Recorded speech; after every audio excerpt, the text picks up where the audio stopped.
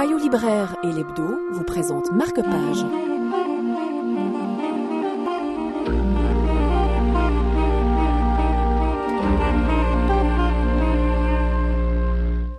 Un livre de photographie sur un lieu connu des Lausannois, la piscine de Montchoisy.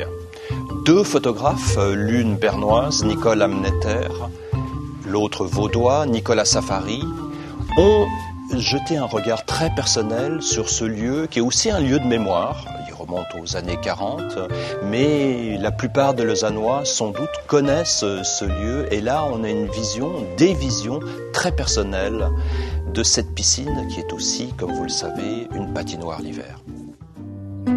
Outre la référence à une certaine époque de l'histoire de la photographie, je me suis intéressée à l'histoire du type de bâtiment que représente Montchoisy. Ce genre d'installation sportive voit le jour après la Première Guerre mondiale, dans le sillage du mouvement hygiéniste. Si la Suisse de l'entre-deux-guerres n'est ni l'Italie ni l'Allemagne de cette époque, l'architecture sportive n'y est absolument pas neutre non plus. À travers ma série de photographies, j'ai voulu donner à sentir les notions à la fois d'ordre et de liberté qui s'y rattachent.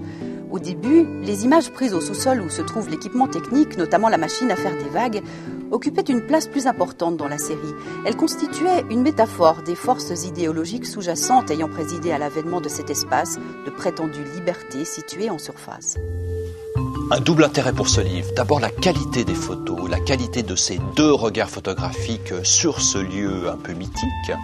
Et deuxièmement, l'histoire. Un assez long texte détaille l'histoire mouvementée de cette piscine.